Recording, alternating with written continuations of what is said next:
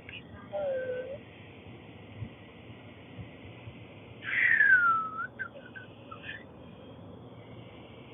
Peace and love. If you want to answer the question, feel free to do so.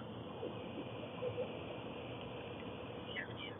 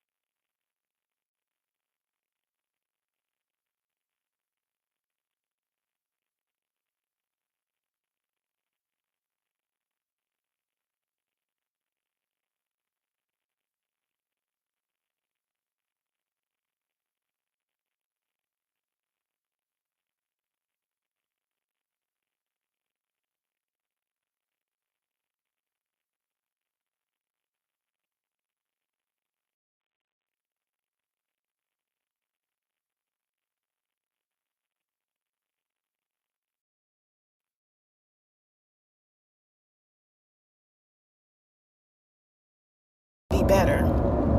That should be better if you can hear me now. But basically, I was just saying that, do you think that this system that created this matrix want us so-called of the African diaspora to go and build our own nation, our own everything, to become sovereign? No, because that's going to stop us from working their 9 to 5s. That's probably why they took my son out, because I was saying that. That's going to stop us from working their 9 to 5s, from buying their expensive name brands, from playing on their basketball teams, from creating the music that pays their bills. They don't want that. They want us to be workers, building their economy. It was this beautiful image. If I had it, I would put it up, but I don't know where it's at right now. It's like they sell you an illusion of heaven while you build theirs here on earth. They get to go on their fancy vacations, their yachts, their children go to the highest establishments, best education, while you there working a 9 to 5s at a McDonald's, a Burger King, at the hospitals. They literally want you to be sick. If they really care, they would change the food industry.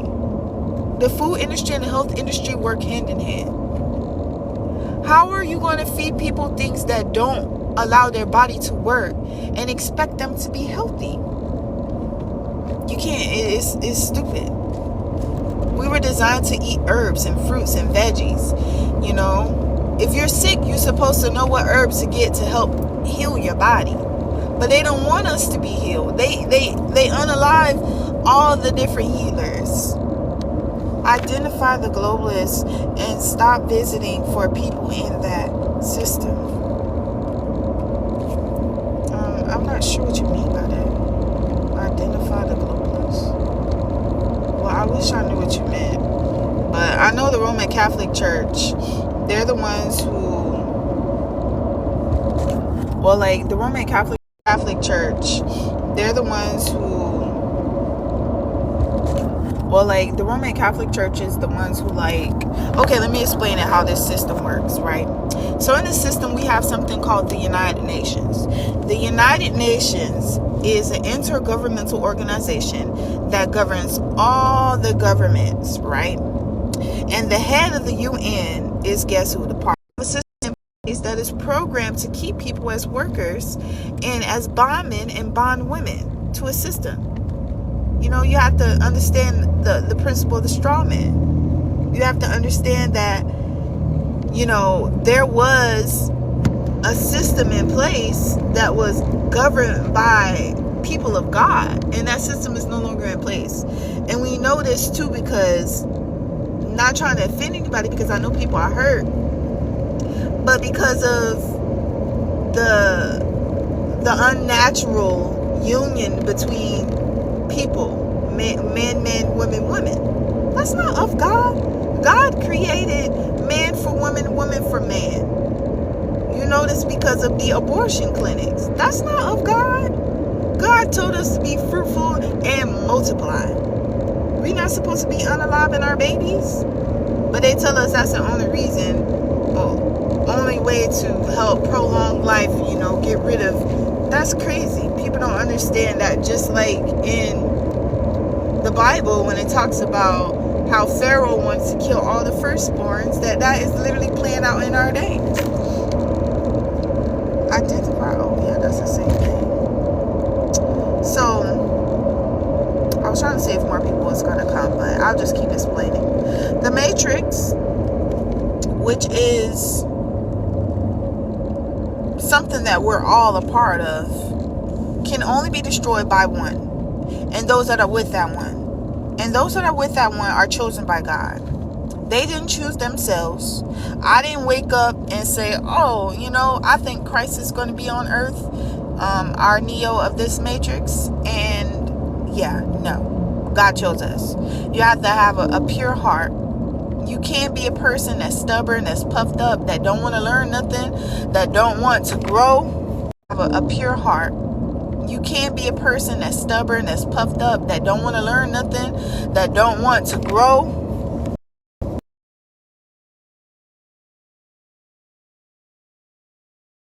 can't be a person that's stuck in your religious doctrines. You can't be a person with a closed mind.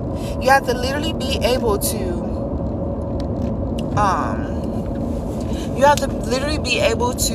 empty your cup. What's your cup? Your noggin. When I came into this truth, what did I do? I eliminated everything. I detached myself from religion. I had started a whole sistership group, and we used to have our weekly Bible chats. We didn't have those no more. I told them, I said, listen, y'all, Christ on earth, we ain't supposed to be teaching, we ain't supposed to be preaching, we not supposed to be listening to these people. We supposed to, wait on the Lord. Y'all check out the picture, man. All them gone. I don't even talk to them no more. I talk to one person. And interesting enough, it's one of the people that will barely ever come. But, people go ghost on you. But they don't go ghost on somebody telling you that a person is literally going, man, if I was to say, yo, my cousin, he just came out the sky and he was walking on water, people be like, girl, you crazy. But they want a man to literally do things they never seen somebody do before. Never. So if Christ has a title, the Son of Man, and in the Matrix we needed a Neo, and in the Matrix, Neo didn't come from out the sky, he came from out the Matrix. That's crazy. That is crazy. They really had us believing some wild things. And one of the things that works against us the most is not having unity. On these pictures, standing together. When a brother tells us he's creating sovereignty for us, creating a nation, y'all want to scatter. Y'all want to pick on some of the smallest things. Y'all want to talk about how a brother may have been struggling in a government that wasn't designed for him in the first place, versus talking about what can we do to change the system. It's crazy. Because all y'all agents. Y'all don't even know y'all agents. Y'all shift, shape, and transform into the deceptive devil. Because if you can't open up your heart and see that somebody has dedicated their time to do something better for you, rather you believe it should happen or not, you must be of the devil, which is the deception that has created the reality that we live in. Whatever is in your mind is going to come out. So if you've been programmed with lies, then that's all you manifesting, a fake reality. Just like we had to learn, then that's all you manifesting, a fake reality. Just like we had to learn that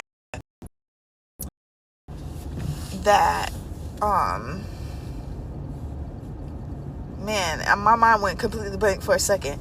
Just how we had to learn that Santa Claus, the Tooth Fairy, their Easter Bunny was all fake.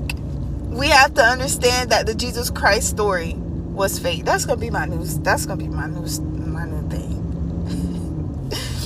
If you believe in Jesus Christ 2,000 years ago, you might as well believe in Santa Claus, because clearly it's a fable. Ain't no man flying around with no reindeer up in the sky delivering you presents and can know if you naughty or good. Y'all ain't got no pictures of this man. And he must be a gazillion years old, because this fable been going on forever. It's crazy. Ain't nobody come into your house, a little old tiny fairy, and putting money under your pillow when your tooth fall out. Rabbits don't even lay eggs. So you see the common theme is like taking a person and creating something that eggs. So you see the common theme is like taking a person and creating something that does no good, that don't mean anybody good. But because people rather be married to a lie than to learn the truth or see the truth, because people rather be married to a lie than to learn the truth or see the truth.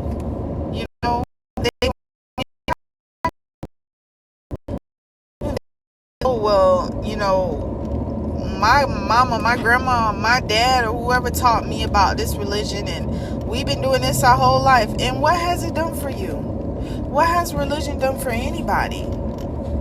Religion hasn't done anything for anybody. It's just a system that was created that's a part of the Matrix. And you'll see little glitches in the Matrix every now and again that kind of just make you say, oh wait, yeah. Like when the UCC1 first came out, that was like a glitch in the Matrix. Nobody was really supposed to see that, but it went viral on TikTok, and one of the council members that Yaju has came across of it. I think it was his wife, or I don't remember if it was another sister or somebody, but they came across the UCC1, and that UCC1 basically showed you that these world leaders know about the order of God. They know that there's a Son of Man that has to be over all of the governments, just like in Isaiah 9:6. Unto us a child is born, and the governments will be on his shoulders. I think a lot of people miss that verse because they think the Bible is about their imagination instead of understanding that it's just a vision and dreams of what's happening today. It's prophetic. It's a foreshadow of things to come, not a reflection of things that happen. Because another thing, if it already happened, then why is sin still here? How come we still dealing with the devil then? Because the Christ is supposed to come and destroy the devil. If it happened 2,000 years ago, why are you still going to church? Everybody's supposed to have the law of God in their heart. So that's ago. Why are you still going to church? Everybody's supposed to have the law of God in their heart. So that's it. And everybody was in it. And everybody was in it. Say, oh, I don't need Christ to know the Bible. To know God. All I need to do is read my Bible and say my psalm, my 23rd. But there's only one mediator between man and God. And last time I checked, the Bible is not a mediator. Because before there was a Bible, what was it? People don't want to answer that question. Before the Bible, what was it? Nobody knows. Or they act like they don't know. The Bible was inspired by God. But before the Bible, there was the voice. You don't hear about nobody in the Bible. They may have read a scroll or two, but you don't hear about them reading a Bible. Now this traffic is something else. You don't hear about people reading the Bible because the Bible was created. Like we're taught about the Adam and Eve story. That's when the Matrix started. The defiled priesthood. They took the information that came from the Bible and thought they were going to be able to have access to being a god or being like God. Because the serpent, oh, you read this, you're going to be like God. Oh, you read this, you're going to be blessed. Yeah, they tell you that. Read your Bible. Read your Bible. Forbidden fruit. It be the ones in the hood, the ghetto ones that don't read the Bible, that be the most righteous. They don't be teaching nobody nothing about the Bible. They don't do none of that. Because they already feel like something ain't right. Like I think I was listening to Brother Danny or somebody, but I think it was, but I had a passenger in my car, and she was like, she don't want to deal with no type of religion because she just can't understand why God would just allow people to suffer like that and in a church and then have people paying money. I mean, she was going in about how she just felt like that just don't seem like it's God. And I'm like, she was like, she burned her Bible. I was like, okay, that's a bit extreme. But she said she burned it. She didn't want to go to church no more. She didn't want to do none of that. It's glitching? My junk always glitching. Well, I don't know if you can hear me, but I was just saying that there was this passenger I had that told me she burned her Bible. Shalom. Peace, peace. She burned her Bible because she don't want to have nothing to do with religion, because religion like God to her. And I was like, it's not. Because for a while, I'll share a little bit of my personal testimony. which, it may be a benefit to someone else. Thank you, sis. I was depressed for a very long time because I thought I was doomed. Like, I felt one of the reasons why I end up being a Hebrew Israelite or following their doctrine, because I thought that I was in trouble by God because, of the birds and the bees. And, we're taught that at a young age, you're supposed to wait until earthly marriage to indulge in the birds and the bees. So I was depressed. I was so sad, I only had one boyfriend in my life, but anyways, like, I was turning people away. I was like, can't be with you, because if I do that, it's going to be like a sin against God. And like at the college that I went to, they had like this group of sisters called the Pinky Promise Rings, and I had felt so bad and all this stuff, and that's what church does to you, and make you feel bad. So I ended up going to the Hebrew Israelite, like this lady, she told me about this Hebrew Israelite Bible study, and like they would meet every Saturday, and I would go there, like Bible study, and like they would meet every Saturday, and I would go there, and let me tell you, we'd be in there from like 11 or like 10 all the way to 6 p.m. sometimes later at night, like all day. And I did that because I felt like I owed God and I needed to stay on the straight and narrow. And I remember my granddad, he would stay on the straight and narrow. And I remember my granddad, he was like, man, them people doing witchcraft in there. I used to have him sitting and listening with me. And it was torture, because taking notes and listening. And, I would try to teach my friends, like, guys, I don't want y'all to go to, hell because y'all don't keep the Sabbath, so da-da-da-da. And they would just be like, girl, please. And some of them be like, well, my Sabbath is on Sunday, and, I thought I couldn't eat certain things, but turns out you ain't supposed to eat flesh at all. But it's like going to those type of places keep you like in some type of mental bondage, you don't really feel like a connection with God, because you don't really feel like a connection with God because you feel like you got to keep doing something to earn that connection. So yeah, I'm glad that I'm not a part of that. So I understand why some people get away, but then when you learn the truth that all of that stuff was just from man's defiled wisdom, it's like, wow, what a huge relief. I mean, I didn't go crazy out there, but I'm just saying it was a huge relief. I didn't feel like I was a bad person anymore or anything like that. And then now I have people who are watching me. Like one of my closest associates, she was like we were like friends for almost like 7-8 years. Like I went vegan, and then next thing I know, like she's going vegetarian or vegan, and I would have never thought she would have gave up her fish, but she did. And you just never know who's watching you and who's. Oh my gosh, guys, the car is burnt up to a crisp. The ambulance is putting it out. That's crazy, man. Y'all gotta be careful out here driving, but people are watching, and they're being freed from the defiled wisdom of man. And then I had this one man in my car. Oh my gosh, I'm gonna skip that story, but just how people being freed.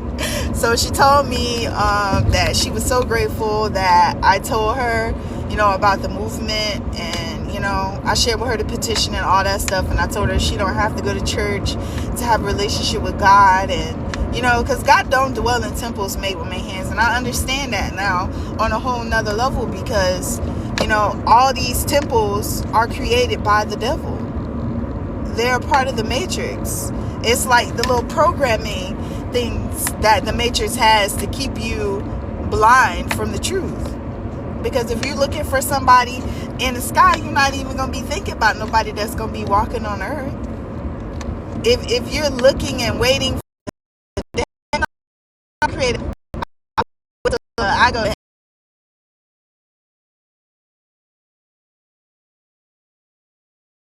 wait till I go to heaven, or I can't. The most heartbreaking thing that came from the truth is like you know how they tell us, like, when your loved ones pass away, you're gonna see them again in heaven. Man, that burns. That hurts. So it's sad that the religions are lying to us, because like I had lost my bestest friend on the whole entire planet, and it was my grandpa. And I was right before I learned the truth, and I was just trying to pretend like it didn't happen. I was like, I'm gonna see him in heaven. But I learned that, you know, that what they told us is not true. So I had to adapt and process that, and you know, I just, you know, I'm glad he's not in pain or anything like that anymore. And I just, you know, you just don't know what happens when your body leaves this vessel outside of, you know, it returns back to the Father. So it's just so many lies that this church tells you, that just like the grape juice and the little crackers they give you. Oh my goodness, I love those crackers. But you don't want to miss first Sunday because we're doing communion. Like, really drinking some grape juice and eating a piece of bread is gonna free you from the consequences of your actions, when life already teaches us that you reap what you sow. We all do some things that we have to learn from. So I'm not trying to say you got to be, you know, this perfect person that makes no mistakes. Like, no, you can make mistakes, you know, just don't keep making them. But the grape juice and the bread is not going to free you, unfortunately. But that part, and then dumping, like, I got baptized twice. The Matrix will have you thinking that you really need to submerge yourself under some water in order to be saved. It's like, if that's the case, then every time we take a bath, then we should be saved. But I got baptized when I was 8.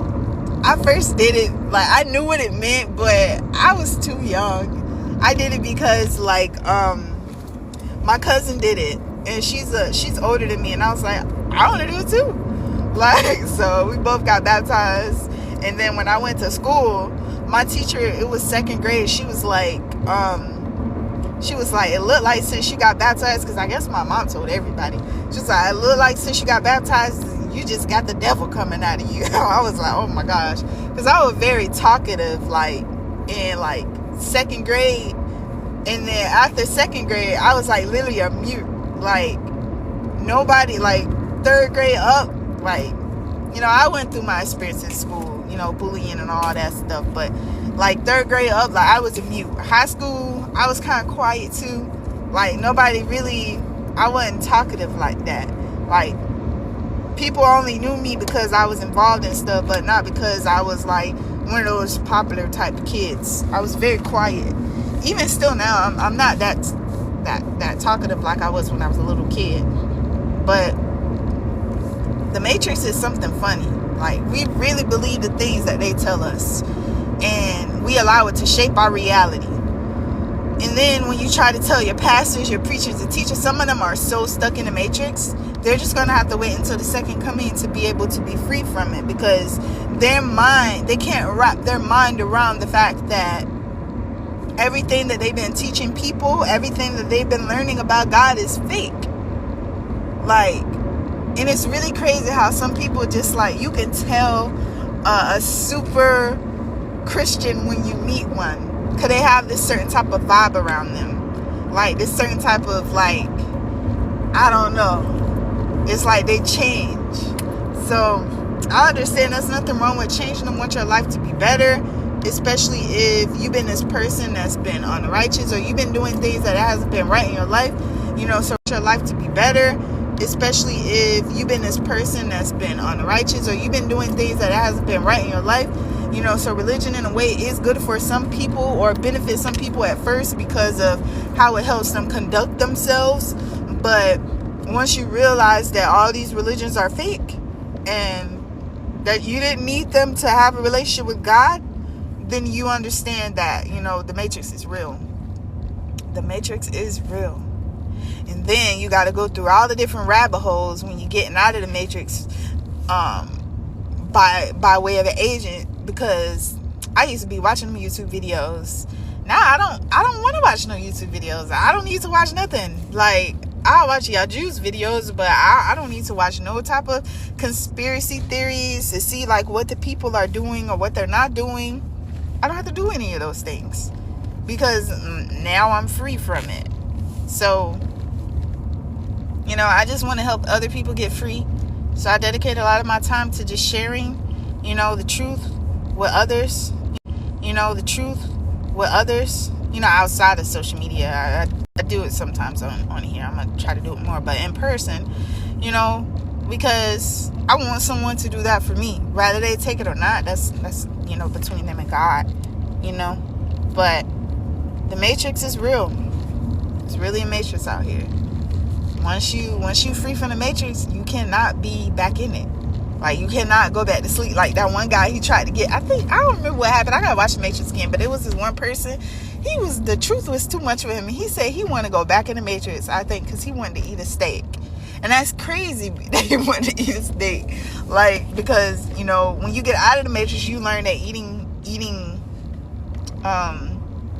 animal flesh is not righteous. It's not righteous at all. It's not good for your body. It's really bad. Like, as soon as I stopped eating animal flesh, like, my whole body changed, So, not monthly. It's a lot that this Matrix does to us. It's crazy. It's so crazy. Oh, and the other thing, like, when it comes to like marriage, we're supposed to be married to the information of God, not to man or woman. There was this lady, she had like, I think 8 children, and because of her religious customs, her husband was basically cheating on her and already had another woman that he was with, more than her, and children and everything. But she would not divorce this man because of her religious beliefs. And I'm like, so you're going to sit up there with somebody who could care less about respecting you because you feel as though it would be a sin to God for you to be with someone that respects you. That right there is some psychological warfare and craziness, because I'm not going to respect you. That right there is some psychological warfare and craziness, because I'm not going to be with somebody who's disrespecting me like that he want to be with somebody else and have children with somebody else just because of some type of religious vow. No. So religion does a number on people. It's sad. It's a lot of things that you learn and unlearn when coming into the truth, but when on people, it's sad. It's a lot of things that you learn and unlearn when coming into the truth, but one of the biggest to let every man be a liar and let God be true. And God only operate one way. In Hebrews it talks about how God spoke to us by way of the prophets, and now God is speaking to us through his son. Nobody would even dare look for his son. I mean, it's sad, because people are convinced that that man is going to be coming out the sky, when ain't no man ever came out the sky unless they was on a parachute, or quite sad. We don't want nobody to be falling. But yeah, so the Matrix is real. You gotta be careful, to entertain strangers, because you never know if you're entertaining an angel, which is a messenger of God. And the ones of light, they have Christ, and the ones of darkness, they waiting on Christ. That's how you know if you talking to an angel or you talking to a demon. If they say they waiting on Christ, run for your life. If they say they can show you Christ in the flesh, keep your minds and keep your eyes open, because that person right there, if they point you to Yaju, that's an angel. chosen by God. So anybody else though, I don't know what to tell you. These people lost their mind. There was one guy on here, he was talking about something, he was the Messiah, and man, he had the most nastiest spirit, just mean and rude. I'm like, you can't be a Christ and be mean and rude like that, sir. Like, who's going to follow you? And oh my gosh.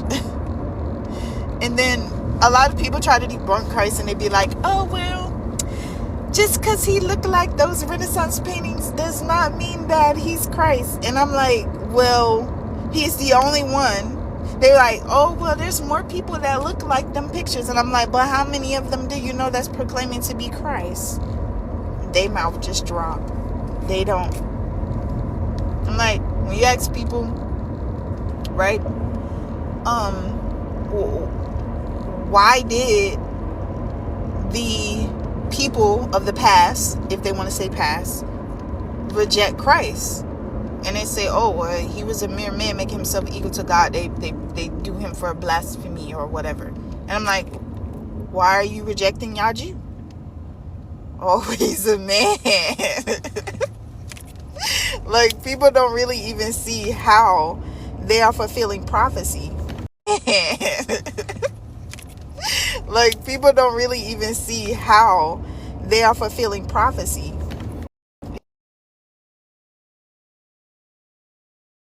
It's crazy. They don't see it. It's literally the reprobate spirit. It's like the vain imaginations on steroids. They will literally tell you, oh, they reject him for being a man. And I'm like, that's the same reason why they reject him in the past, for being a man. If you want to say it's the past. So they waiting on the real life Superman to come out the sky, and I found out that Superman story was actually based off of Christ. It came from Africa. And that one second, guys. Let's see.